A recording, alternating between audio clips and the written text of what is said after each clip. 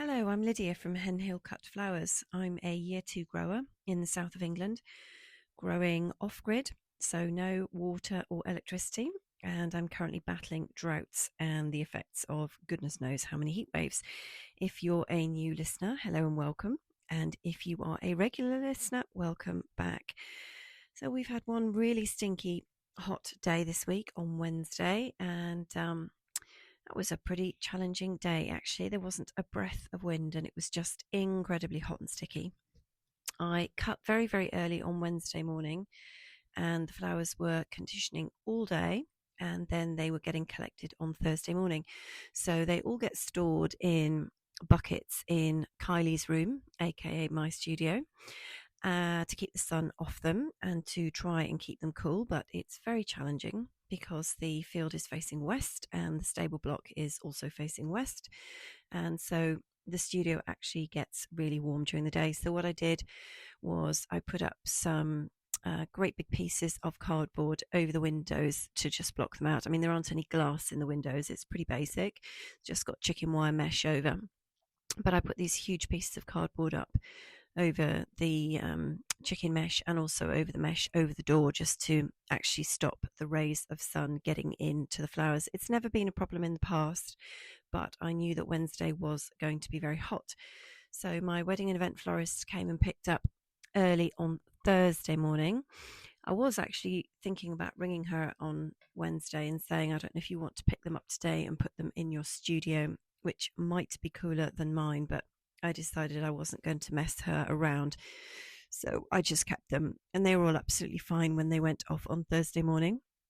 And they are going to feature in a wedding tomorrow on Saturday. So I had some really beautiful long stems of eryngium and some cornflowers and some scabious and also some thalictrum, white thalictrum, which was very, very pretty, and some hydrangea limelight heads, the last of my limelights actually, and they've been incredibly short this year. They hate where I've planted them, so they've just sulked all year, and really the stems just never elongated. So they were about 30 centimeters tall, which is not great compared to what they did last year, but they've gone off for bud vases, so it doesn't really matter.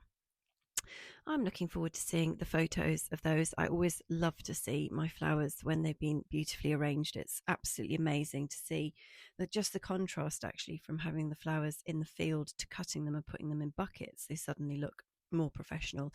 And then when I see them in the arrangements, I'm absolutely blown away. So it was great to see Jo on Thursday morning. She had a very, very quick tour of the field and I showed her some bits and pieces that are coming up. So that's great. I had actually forgotten to tell her that I had panicum for sale. So she thought maybe they might be useful next weekend, possibly. I'll put them in my availability list and she can have a look and see if it's going to work for her. So she asked me if I'd been selling on the hub. And I said no. So she's given me a bit of a kick up the backside about that. So I'm going to be putting some stems on the hub this weekend. So hopefully there'll be some more flowers going out of the door next week. I've just really been struggling with quite a bit of it, to be honest. And I think it has been a massive sort of crisis of confidence over the last few weeks anyway, and just concerns about the quality. And actually there isn't anything wrong with the quality. I think I get a bit too perfectionisty sometimes, and I just sort of analyze everything and think, oh, I'm not sure that's going to be as good as what somebody else could do. So I've been tending to just hold things back and hope that the rain would come and refresh everything. And of course it hasn't. And I think vast parts of the UK are now under all these drought orders and hosepipe bans and all the rest of it. And the situation is just not getting any better. So we're forecast like the tiniest amount next week. I think something ridiculous like 1 millimeter, but they've been saying that for weeks and it hasn't amounted to anything. So we'll have to wait and see. So everything on the field is actually looking a little bit grim now. I feel like the last week has kind of been like, not the last nail in the coffin, that's a bit dramatic, but I felt I don't know, there's something about when you sort of power through an event, and we've obviously had weeks of dryness and then weeks of extreme heat, and it's all been really crazy. And I've just been kind of focused on the flowers that had to go out for this wedding and waiting for other ones to come online, like the dahlias and the zinnias and stuff, and the asters, which still look really promising somehow. And now that these flowers have gone, I just sort of had a bit of a slump since Wednesday, and it's not meant to be a depressing episode, so I will crash on from this misery in a second. But I was just looking at the field last night thinking, oh my goodness, this is all looking a bit tough. And I seem to remember something like this happened last year. I keep meaning to get my diary out actually and just remind myself what it was like. There is sometimes a bit of a slump, sometimes in July, I guess, or I think there was for me last year. And I'm looking, which is obviously fatal, at what other people are putting out, and their zinnias are all ready and mine are not. And they seem to have a lot more dahlias ready than me, even though actually mine have kind of, a lot more of them have started flowering this week. So it's a little bit of a lull in proceedings, which is just, yeah, it's a little bit bumpy at the moment, put it this way. And yeah, yes, it's just all a little bit grim and just a bit draining. Anyway, the pearl needs a really good cutback. I had kept quite a bit of the stems longer than I should have done. This is a really, really bad habit that I have.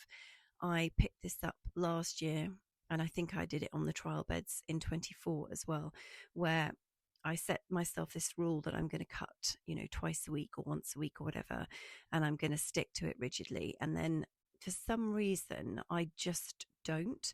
So if I don't have a buyer for the stems, I tend to leave them on the plant much longer than I should do. And of course, it's fatal, really, because you need to cut them to stimulate the plant to flower again if it's a plant that will keep sending up stems. And then what happens is I sort of put it off, and then before you know it, I go out there and I look and I think, oh my goodness, I should have cut you like 2 weeks ago, and now you're starting to flag and nothing is following up behind you. So I need to be really, really ruthless over the weekend and just get up there and get rid of stuff that doesn't need to be there anymore. Speaking of which, the stalks are actually coming out. They're not growing at all. These were funny little things for me. I grew them for the first time last year, the Mathiola, and they were just absolutely hopeless. Like I got the spacings wrong. Then they got eaten by flea beetles, and they just took an absolute lifetime to grow. I can't tell you how slow the growth was. And then towards the end of the season, they got themselves together and they grew beautifully. They flowered. They were really pretty and they were lovely.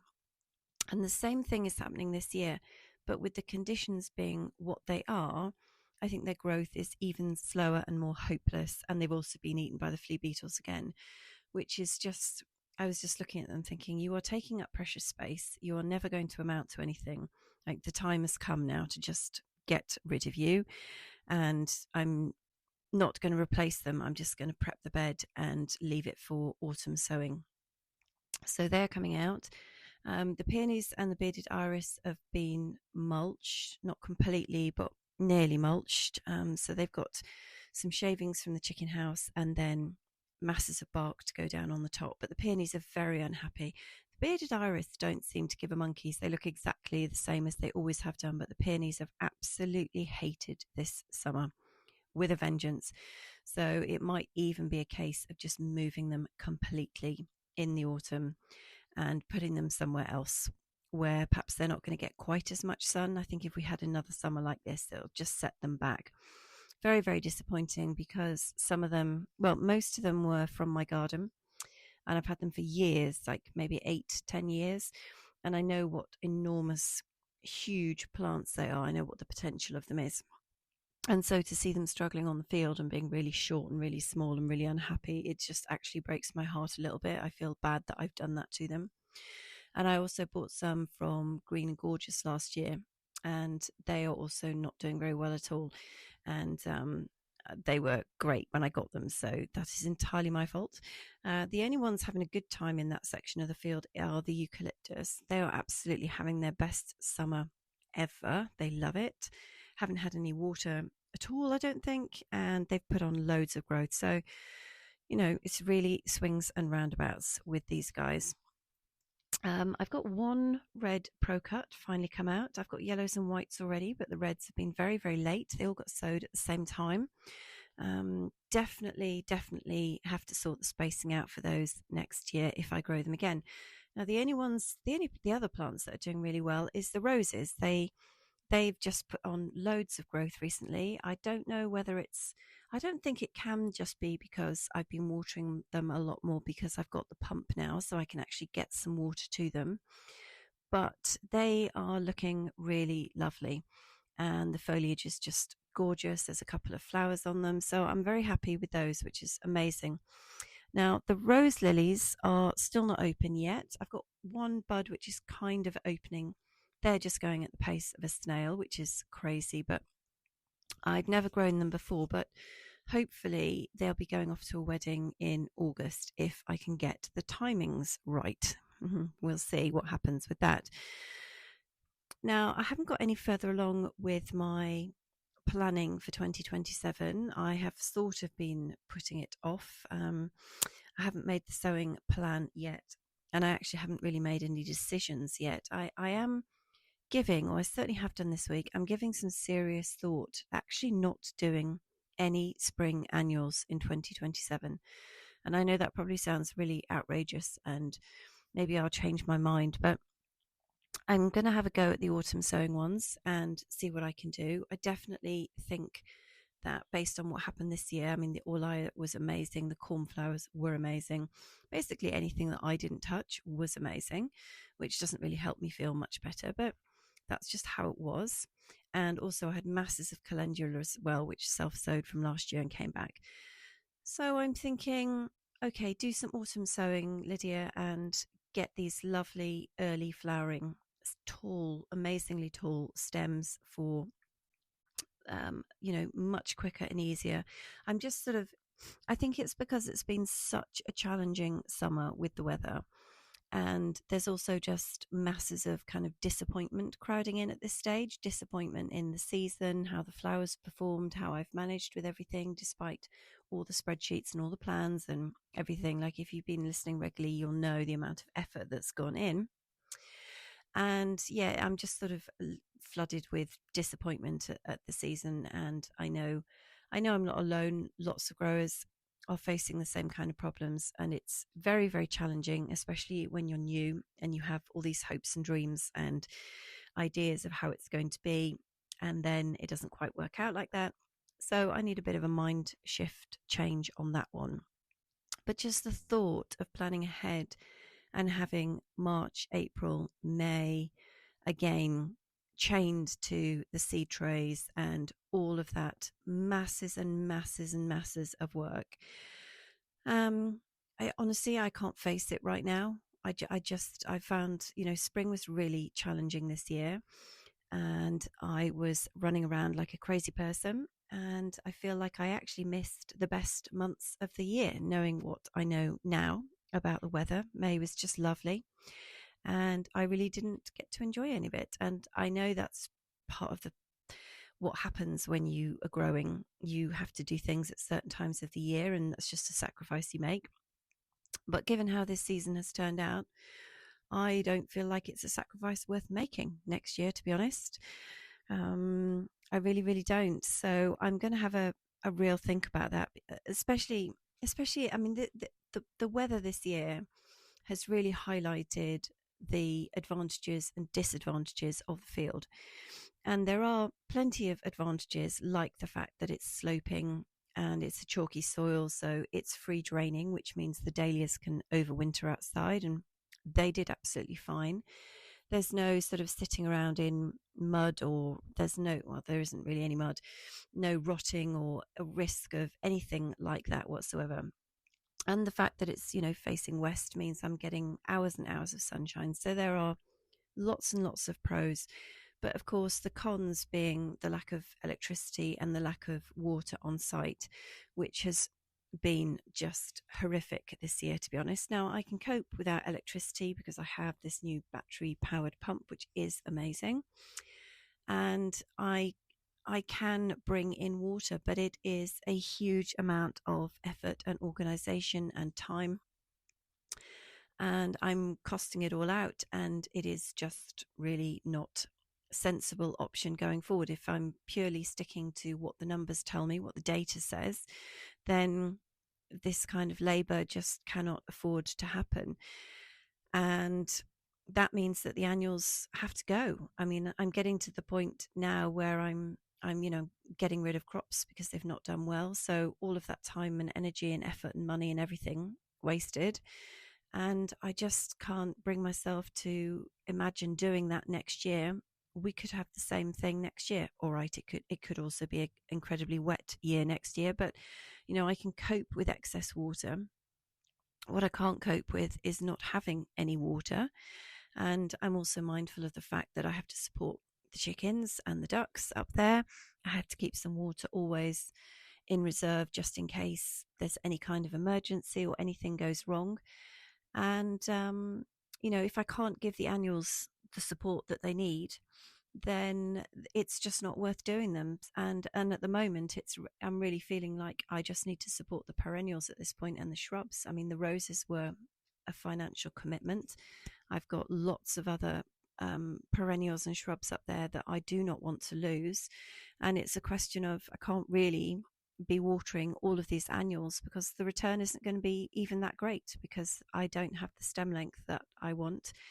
And I'm just not the annuals are just not doing very well. So that is my thinking at the moment. And I will carry on ruminating about it. I mean, I have until, March to decide. But at some point I need to order any seeds that I want to. So I'm going to have to, I'm going to have to give that a little bit more thought. But at the moment, it just absolutely fills me with dread, the thought of having another spring and then a disappointing summer. It's not worth it. I don't know whether life is just feeling a bit short at the moment. It seems to be going incredibly quickly. And I don't want to spend it just doing something that's then so demanding that I can't support it later on. It's just not a good idea. I think the field that I have, the plot that I have, has to determine what I grow up there. And I was thinking the other day, before I even started all of the cut flowers years and years ago, and I can never remember when I went, but it's got to be before COVID. I went on actually no, sorry, I tell a lie, it's got to be after COVID. So that's normally how I benchmark things. Was it before 2022 or afterwards? It's got to be afterwards. I went on like a field tour at Plant Passion in Surrey, and Claire does an amazing, well, she does lots of courses and tours, but she's an incredible grower. And I remember saying to her that I really wanted to do roses, like they are my passion. I'm just obsessed with roses. And I have moved so far away from my passion that it's not making any sense anymore. I'm growing things because I thought it was going to be a cheap way of doing it, and it's not, and I can't get the quality that I want out of it. And I'm not passionate about these annuals in the same way that I am about the roses. I'd be quite happy to just have a whole field of roses, and that would be what I do. So I'm thinking I need to re-find my passion and re-find my focus and get back on track with that, and not be sidelined with all of the other things, which I'm like a kid in a sweet shop. I'm like, oh, I'll get that and I'll get that and I'll grow this and I'll grow that. And it's not working out for me. It's too much of a scattergun approach, and I can't support the annuals on that field. So yeah, that's really what I've been thinking. I know that sounds really deep, and I did say it was going to get a bit more cheerful as the episode went on, but I do think that this is such a hard career choice, this growing cut flowers, that if you're not absolutely passionate about the product, it's very, very hard to get to stay positive when things go wrong, which they always do. And I was looking at the roses this evening thinking, you guys look amazing, I remember how excited I was about choosing you, and I know how to look after you, and I can't wait to see you. Like, you are just exactly what I wanted to grow. And then I'm looking at the rest of the field thinking, oh my goodness, disaster after disaster, disappointment. I'm not doing a good enough job of it. And I really just need to refocus my attention on what I wanted to start this business doing. And that was predominantly roses. So that's what I'm thinking this week.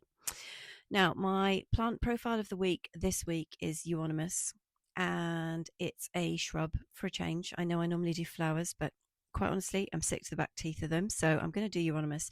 So I made a small arrangement up for a friend the other day in a vase. I have temporarily paused on doing hand ties because I can do them, but the wrapping still gives me problems. I'm sorry, Carolyn, if you're listening. You did teach me so perfectly, and I have not been practicing enough. And I'm also just terrible at cutting things and practicing with, because I just keep thinking I'll sell it and then I don't. Anyway, the point being, I like to give people little tiny arrangements in a vase. So I just find it's easier for everybody concerned. When you turn up, you just give it to them and they can just put it on a table and a work surface, and nobody needs to faff around trying to find vases and water and cut stems or anything. They don't have to arrange anything. It's just literally ready to go. And I've been collecting jars for years, and so I just give the flowers and the vase with water in it all in one go, and it's done. And I put a couple of stems of Euonymus in. Now, I've got a variety called Emerald Gaiety, and it's very pretty. It's a variegated one. So the dark green is kind of in the center of the leaf, and then it's got these white edges, and then sometimes there's a bit of pink on them as well. And Euonymus is one of these kind of bomb-proof shrubs that if there was like a nuclear bomb went off, I think Euonymus and ivy would probably be the two that are still standing afterwards. It's not wildly glamorous or anything, but it's just lovely, and it's kind of got this structural leaves to it. It's not soft and floppy like some foliage. It's just nice and stiff. And if you put a stem in the vase that's got a few branching bits on it, I find I can tuck the other flower stems in between those little stems, and it just gives it lots of structure without having to worry about everything flopping all over the place. And Euonymus, you can get them all over the place, garden centres, wholesalers, whatever. They're not wildly expensive because they're not anything particularly fancy. And they're literally just, I think, one of the best foliage plants that you can use, quite honestly. They last really long time in a vase. I mean, weeks and weeks and weeks, and you'll wonder how it is possibly still alive. And the leaves still look exactly as you did when you cut it 3 weeks ago. And the great thing about it is that it can be harvested all year round. So it's fully evergreen. You can just pop out, and I do in the winter, and just cut a stem off and use it for something. It's really useful to have around. And as I say, it's kind of helpful for just holding everything else together, and just giving a nice structure, but it's not like super stiff and rigid. I love my variegated ones. I think it's just really pretty, and it doesn't get damaged or knocked. Like sometimes when I'm messing around with foliage, other little pieces, you can just, I don't know, rip a leaf or get it tangled or something, and the Euonymus just cracks on. It's pretty indestructible anyway. They are super low maintenance plants. I've got a largish one actually in my garden. I haven't got any of it. I've got some other Euonymus on the field, but they're not like the Emerald Gaiety. They are different, and they're just sort of ornamental up there. So the one in my garden never gets watered, never gets fed, never had a pest problem. Totally survives when the weather conditions are not very nice. Now I've got mine in a shady location. Actually, it's on the north side, and it's under a magnolia tree. So the green is actually a really nice dark green under there. It's very nice. Now it's pretty slow growing, doesn't do anything spectacular whatsoever, but it still gives plenty of stems to cut. And yeah, I highly recommend it. It's very, very hardy, so it'll survive frosts and snow and everything else, and tolerates all sorts of different soil conditions. I've seen it in gardens where it's just been totally neglected, and now I look at it, I think, oh, I could cut so much foliage off that. It's pretty awesome. Definitely happy in practically all UK soils. Now, yeah, as I say, the variety I've got's Emerald Gaiety, which is really, really pretty, but there are some others, and it really just depends how kind of greeny, yellowy you want them and what you're going to use it for. I do love the larger leafed ones. So there are some that have got like these tiny, tiny little leaves, but I prefer the larger ones, quite honestly. So that is my plant profile of the week, and if you've already got Euonymus, you will know what it's like to work with. So I hope you have a wonderful weekend. There's no intro or outro music tonight. I'm doing something a little bit different just to change things up a little bit. So if you are a regular listener and you're wondering what's going on and why there's no music, that is the reason why. So I'm not quite sure actually how to end the episode now, because normally it fades out and then there's a little bit of tinkly music, and tonight it's just going to end. So I'm just going to wish you a wonderful weekend, and do please come back and join me for the next episode on Tuesday, because you're always very welcome. All the best.